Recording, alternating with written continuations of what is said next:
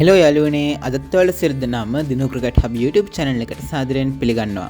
ඕස්ට්‍රේලියානු කණ්ඩායම සහ බංග්ලාදේශ කණ්ඩායම අතර පැවැත්වෙන ටෙස්ට් තරඟාවලියේ දෙවන ටෙස්ට් තරඟයේ පළවෙනි දිනේ නිමවට පත් වෙලා තියෙනවා. පැවැත්වෙන්නේ 2026 අගෝස්තු මාසයේ 22 වෙනිදා ඉඳන් 26 වෙනිදා දක්වා. ශ්‍රී ලංකාව වෙලාවෙන් මේ හැම තරඟයක්ම දිනයක් ආරම්භ වෙන්නේ උදෑසන 5:30ට. අද පළවෙනි දිනේ විස්තරයක් ගැන තමයි මම කතා කරන්නේ. බංග්ලාදේශ කණ්ඩායම අඩුම ලකුණු සංඛ්‍යාවට 64කට දැවී ගියත් ඕස්ට්‍රේලියානු කණ්ඩායමත් හොඳ පීඩනයකින් තමයි මේ අවස්ථාවේදී පිටිකරණයේ යෙදී සිටින්නේ. මොකද කඩලු 8ක් ලකුණු 165ක ඔවුන්ගේ දැවී ගිහලා තියෙනවා. කෙසේ වෙතත් ඕස්ට්‍රේලියාව ලකුණු 101ක් දිනේ අවසන් වන විට බංග්ලාදේශ කණ්ඩායමේ පළමු ඉනිමට වඩා ඉදිරියෙන් ඉන්නවා. මේ තරඟය ගැන තමයි අද මම කතා කරන්නේ. ඉතින් ඔයා තාම දිනු ක්‍රිකට් හබ් YouTube channel එක subscribe කරලා නැත්නම් දැන්ම subscribe කරලා අපිත් එක්ක එකතු වෙලා ඉන්න කියලා මම ඉල්ලා සිටිනවා. ඒ වගේ මේ වීඩියෝ එකට like එකක් දාන්නත් අමතක කරන්න එපා. මේ මැච් එක ගැන ඉදිරි දිනවලදී මොනවද වෙන්නේ කියන එක වගේ අදහස පහලින් කමෙන්ට් කරන්නත් අමතක කරන්න එපා. ඉතින් මේ තරඟය ගැන අවධානය යොමු කරලා තරඟය පැවැත්වෙන්නේ ඕස්ට්‍රේලියාවේ මැක්කේවල පිහිටලා තියෙන Great Barrier Reef Arena කියන ක්‍රිකට් ක්‍රීඩාංගණය. ඉතින් මේ ක්‍රීඩාංගණයේදී වැඩි අපි තරඟ දැකලා නැහැ විශේෂයෙන්ම ටෙස්ට් තරඟ. මේ තරඟය තමයි මේ ක්‍රීඩාංගණයේදී පැවැත්වෙන පළවෙනි පිරිමි ටෙස්ට් තරඟය. මේ තරඟයේ කාසිය වාසි ජයග්‍රහණය කරන්නේ ඕස්ට්‍රේලියානු කණ්ඩායම. මේ අනුව ඔවුන් මුලින්ම පන්දු යැවීමට තමයි තීරණය කරන්නේ. ඒ හැමුවේ මුලින්ම පන්දුවට පහර දීමට නියමිත බංග්ලාදේශ කණ්ඩායමට බංග්ලාදේශයේ ලකුණු 64ක් පමණයි ඔවුන්ගේ පළවෙනි ඉනිමට සියලු දෙනා දැවී ලබා ගන්නේ. මේකේ වාර්තා කිහිපයක්ම අලුත් වෙලා තියෙනවා.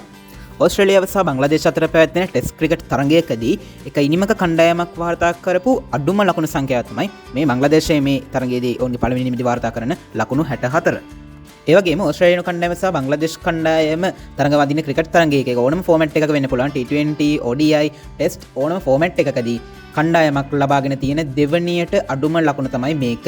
ඉතින් බංග්ලාදේශ පැත්තෙන් ගත්තොත් බංග්ලාදේශය ඕස්ට්‍රේලියාව සහ බංග්ලාදේශ අතර පැවැත්වෙන ඕනම ෆෝමැට් එකක ක්‍රිකට් තරඟයකදී ලබාගෙන තියෙන අඩුම ලකුණු සංඛ්‍යාව තමයි මේක. මේ ලිස්ට් එකේ පළවෙනි ස්ථානයේ ඉන්නේ ඕස්ට්‍රේලියාව 2021 දී බංග්ලාදේශය හමුවේ ලකුණු 62ක T20 තරඟයකදී all out වීම. ඒ වගේම බංග්ලාදේශ කණ්ඩායම ටෙස්ට් ක්‍රිකට් තරඟයක එක ඉනිමකදී ලබාගෙන තියෙන හතරවෙනියට අඩුම ලකුණු සංඛ්‍යාව තමයි මේක ලකුණු 64. බංග්ලාදේශ ඉනිමේ වැඩිම ලකුණු ලාභියා වන්නේ ඔවුන්ගේ අංක 11 පිටිකරුවා. අංක 11 පිටිකරුවා කියන්නේ ඇත්තටම ඔවුන්ගේ පන්දු යවන්නේ වේග පන්දු යවන්න. ඔහු මේ තරඟයේ බංග්ලාදේශ ඉනිමේ වැඩිම ලකුණු ලාභියා විතර නෙවෙයි. බංග්ලාදේශ කණ්ඩායමේ පන්දු යවනකොට හොඳම පන්දු යැවීම ක්‍රියාත්මක කරලා තියෙන වැඩිම කඩු ලබාගෙන තියෙනෙත් ඔහු. ඔහු තමයි ෂොරිෆුල් ඉස්ලාම්. ඔහු ලකුණු 14ක් පන්දු 19කින් ලබා ගන්න අංක 11 පිටිකරුවා විදිහට 4 පාර 3ක් ඔහුගේ ඉනිමට ඇතුළත් කරගනිමින්. මුළු ඉනිමම ගත්තම ලකුණු 15 සීමාවට කිසිම ක්‍රීඩකයෙක් ආසන්න වෙලා නැහැ.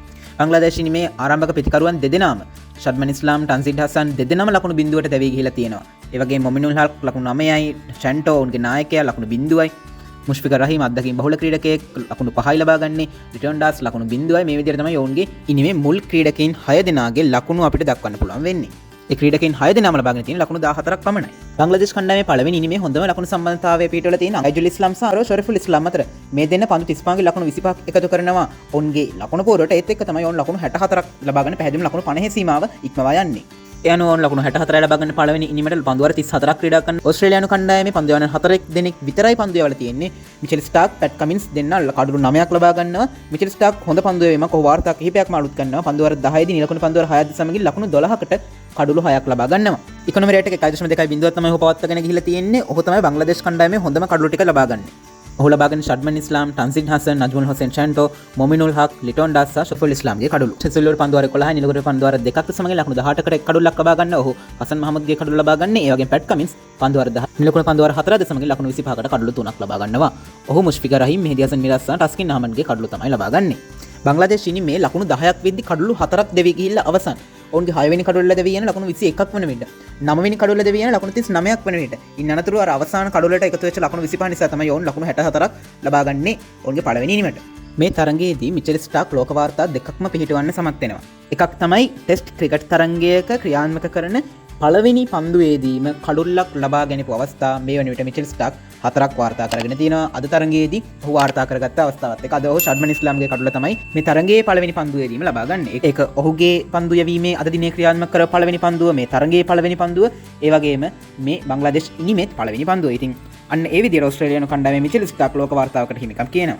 ඒ වැඩිම අවස්ථාවක් ටෙස්ට් ක්‍රිකට් තරඟයක පළවෙනි පන්දුවෙන්ම කඩුල්ලක් ලබා ගැනීම කියන ලෝක වාර්තාව දැන් තියෙන මිචෙල් ස්ටාක්. ඒ වගේම ටෙස්ට් ක්‍රිකට් තරඟයකදී පළවෙනි පන්දු වාරයේදීම ඒ ටෙස්ට් ක්‍රිකට් තරඟයේ පළවෙනි පන්දු වාරයේ, ඒ වගේම ඒක ඒ පන්දු යවන ක්‍රීඩකයාගේ පළවෙනි පන්දු වාරයේ, ඒ වගේම පිටිකරණයේ යෙදී සිටින කණ්ඩායමේ පළවෙනි පන්දු වාරයේ.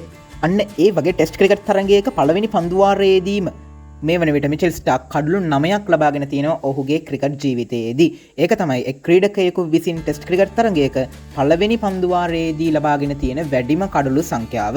පටලවා ගන්න එපා, එක ඉනිමකදී නෙවෙයි ටෙස්ට් ක්‍රිකට් තරගයක ක්‍රියාත්මක වන පළවෙනි පන්දු වාරයේදීම ලබාගෙන තියෙන වැඩිම කඩලු සංඛ්‍යාව. ඔහු අභිබවා යන්නේ එංගලන්තයේ ජේම්ස් ඇන්ඩර්සන් කඩලු 8ක් ලබාගෙන මේ ලිස්ට් එකේ කලින් පළවෙනිය විදියට ඉඳපු අවස්ථාව. දැන් ඒ ලෝක වාර්තාවටත් හිමිකම් කියන්නේ මිචෙල් ස්ටාක්. ඒ වගේම අඩුම පන්දු සංඛ්‍යාවකින් ටෙස්ට් ක්‍රිකට් තරගයක එක ඉනිමක තමන්ගේ කඩලු 5 අවස්ථාව සම්පූර්ණ කිරීම කියන වාර්තාවේ මිචෙල් ස්ටාක් මේ තරගයේදී පන්දු 22ක් වැය කරමින් තමන්ගේ කඩලු 5 අවස්ථාව සම්පූර්ණ කර ගැනීම නිසා 6 වෙනි ස්ථානයට ඇවිල්ලා සිටිනවා. මේකේ මේ ලිස්ට් එකේ පළවෙනි ස්ථානයේ ඉන්නේ මිචෙල් ස්ටාක්. ඒ වගේම මිචෙල් ස්ටාක් මේ වෙන විට ලෝක ටෙස්ට් ක්‍රිකට් ඉතිහාසයේ 10 වෙනියට වැඩිම කඩලු ලාභියා. ඔහු කඩලු 441ක් මේ වෙනට ලබාගෙන ඉන්නවා. ඒ වගේම ලෝක ටෙස්ට් ශූරතාවලිය කියන්නේ වර්ල්ඩ් ටෙස්ට් චැම්පියන්ෂිප් එකේදී මිචෙල් ස්ටාක් ඉනිම 108කදී කඩලු 228ක් ලබාගෙන ඉන්නේ. කඩලු ලබා ගැනීමේ සාමාන්‍ය 24.5 බිංදුවක් විදිහට සටහන් කරගනිමින් මේ ලිස්ට් එකේ දෙවෙනියා ඉන්නේ ඕස්ට්‍රේලියාවේ ටෙස්ට් ක්‍රිකට් නායකයා ඔහු පැට් කමින්ස්. පැට් කමින්ස් මේ වෙනට කඩලු 225ක් වර්ල්ඩ් ටෙස්ට් චැම්පියන්ෂිප් එකේදී ලබාගෙන තියෙනවා. ඉතින් අපි නිකම් බැලුවොත් මේකේ ප්‍රභා ජයසූරිය ඉන්න ශ්‍රී ලංකාවේ 19 වෙනි ස්ථානයේ ඔහු වර්ල්ඩ් ටෙස්ට් චැම්පියන්ෂිප් එකේ කඩලු 107ක් ලබාගෙන ඉන්නවා. මිචෙල් ස්ටාක්ගේ පළවෙනි පන්දුවාර 4ේදී බංග්ලාදේශ කණ්ඩායම ලබාගෙන තියෙන්නේ ලකුණු 4ක් පමණයි. කඩලු 5ක් මිචෙල් ස්ටාක් ලබාගෙන තියෙනවා පන්දු 24 ක්‍රියාත්මක කරමින්. ඉන් අනතුරු ඕස්ට්‍රේලියානු කණ්ඩායම තමන්ගේ පළමුවෙනි ඉනිම කියන්නේ මේ තරගයේ දෙවෙනි ඉනිම ක්‍රීඩා කිරීමට පිටියට පිවිසෙනවා. ඔවුන් අද දිනේ අවසන් වෙනකොට පන්දුවාර 40ක් ක්‍රීඩා කරලා ලකුණු 165ක් කඩලු 8කට ලබාගෙන සිටින්නේ. අද දිනේදී වැඩිම ලකුණු ලාභියා වෙන්නේ අංක 5 පිතිකරු කැමරන් ග්‍රීන්. ඔහු පන්දු 81කින් ලකුණු 51ක් ලබාගෙන දිනේ අවසන් වෙනකොට නොදෙවි ක්‍රීඩා කරනවා. ඉන් අනතුරු වැඩිම ලකුණු ලාභියා වන්නේ ස්ටීවන් ස්මිත්. ඔහු අංක 4 පිතිකරුවා පන්දු 74කින් ලකුණු 42ක් ලබාගෙන ඉන්නේ. ඊට පස්සේ ට්‍රැවිස් හෙඩ් තමයි පන්දු 27කින් ලකුණු 22ක් ලබාගෙන මේ ඉනිමේ මේ පළවෙනි දවස් අවසන් වෙනකොට තුන්වෙනියට වැඩිම ලකුණු ලාභියා වන්නේ. කලින් තරගයේ ජේක් වෙදර්ලන්ඩ් ක්‍රීඩා කරා. මේ තරගයේ ජේක් වෙදර්ලන්ඩ් වෙනුවට මැට් රෙන්ෂෝ තමයි ක්‍රීඩා කරන්නේ. නමුත් මැට් රෙන්ෂෝ පළවෙනි ඉනිමේදී ලකුණු 8ක් පමණයි ඕස්ට්‍රේලියානු ඉනිමට එකතු කරන්නේ. පළවෙනි දිනේ අවසන් වෙන විට ඕස්ට්‍රේලියානු ඉනිමේ හොඳම සම්බන්ධතාවය ස්ටීවන් ස්මිත් සමගින් කැමරන් ග්‍රීන් 4 වෙනි කඩුල වෙනුවෙන් පවත්වලා තියෙන්නේ. ඒ ලකුණු 77ක්. පස්වෙනි කඩුල වෙනුවෙන් ඇලෙක්ස් කැරි සමගින් කැමරන් ග්‍රීන් ලකුණු 27ක් එකතු කරලා තියෙනවා. ඒ වගේම පළවෙනි කඩුල ඕස්ට්‍රේලියානු ඉනිමේ ලකුණු 22ක් සටහන් වෙද්දී රෙන්ෂෝ තමයි දෙවි යන්නේ. අද දිනේ අවසන් වෙනකොට නෙදර්ලන්ඩ්ස් සමගින් කැමරන් ග්‍රීන් පන්දු 42කින් ලකුණු 17ක සම්බන්ධතාවයක් පවත්වාගෙන නොදෙවි ක්‍රීඩා කරනවා. අද දිනේ අවසන් වෙනකොට ලකුණු 165ක් කඩලු 8කට ලබාගෙන පන්දු 40ක් අවසානයේදී රන් රේට් එක 4.12ක් පවත්වාගෙන තමයි ඕස්ට්‍රේලියාව පිටිකරණයේ යෙදී සිටලා තියෙන්නේ. තමන්ගේ පළවෙනි ඉනිමට බංග්ලාදේශ කණ්ඩායම ලකුණු 64ක් පමණක් රැස් කරත් ඔවුන් තරගයේ අතෑරලා නැහැ. පළවෙනි දිනේ අවසන් වෙද්දී අද දිනේදී කඩලු 18ක් බිඳ වැටලා තියෙනවා මේ ක්‍රීඩාංගණයේදී. බංග්ලාදේශ ඉනිමේ කඩලු 10යි ඕස්ට්‍රේලියානු ඉනිමේ කඩලු 8යි. ඉතින් ලකුණු 229ක් පමණ අද දිනේදී වාර්තා වෙලා තියෙන්නේ. බංග්ලාදේශ කණ්ඩායම ඕස්ට්‍රේලියානු කණ්ඩායමයි දෙගොල්ලොන්ගේම ලකුණු එකතු කරාම. ඉතින් බංග්ලාදේශයේ ෂොරිෆුල් ඉස්ලාම් පන්දුවාර 11ක් ක්‍රියාත්මක කළා. නිලකුණු පන්දුවාර 2 සමගින් ලකුණු 35කට කඩලු 6ක් ලබා ගන්නවා. ඕක ඉකොනොමි රේට් එක 3.18ක් විදිහට තමයි දක්වන්න පුළුවන් වෙන්නේ. බංග්ලාදේශ කණ්ඩායමේ පළවෙනි තරගයේ එබඩොට් හොසෙන් ක්‍රීඩා කරනවා. නමුත් දෙවෙනි තරගයේදී එබඩොට් හොසෙන් වෙනුවට තමයි ෂොරිෆුල් ඉස්ලාම් තරගයේ ක්‍රීඩා කරන්නේ. ඉතින් ඔහු මේ වන විට පළවෙනි දිනේ අවසන් වෙනකොට බංග්ලාදේශ කණ්ඩායමට තමන්ගේ උපරිමය නිවැරදිව ලබා දීලා තියෙනවා කියලා අපිට සටහන් කරන්න පුළුවන්. මේ තරගයේදී ෂොරිෆුල් ඉස්ලාම් ලබා ගන්නේ ඔහුගේ ටෙස්ට් ක්‍රිකට් ජීවිතයේ පළවෙනි කඩලු 5 අවස්ථාව. මේ තරගයේ පළවෙනි දිනේදී ෂොරිෆුල් ඉස්ලාම් සමගින් මිචෙල් ස්ටාක් කඩලු 12ක් ලබාගෙන තියෙනවා. ඔවුන් දෙදෙනාම වමත් වේග පන්දු යවන්නන් වීම විශේෂත්වයක්. ෂොරිෆුල් ඉස්ලාම් මේ තරගයේදී ඕස්ට්‍රේලියානු ඉනිමේ ප්‍රබලම කඩලු 6ක් තමයි ලබා ගන්නේ. Travis Head, Marnus Labuschagne, Steven Smith, Bob Webster, Pat Cummins, Mitchell ස්ටාක්ගේ කඩලු තමයි ඔහු ලබා ගන්නේ. ඒ වගේම ටස්කින් අහමඩ් පන්දුවාර 11යි නිලකුණු පන්දුවාර 1 සමග ලකුණු 41කට එක් කඩුල්ල ලබාගෙන සිටිනවා. ඔහු ලබාගෙන තියෙන මැට් රෙන්ෂෝගේ කඩුල්ල.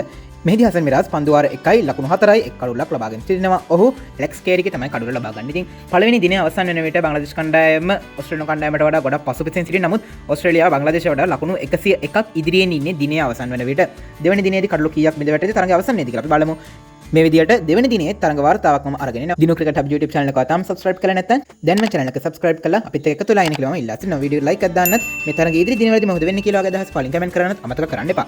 අපි ඊටවත් වීඩියෝකින් තවත් දවසක හමු වෙනවා. සියලු දෙනාටම සුබ දවසක්.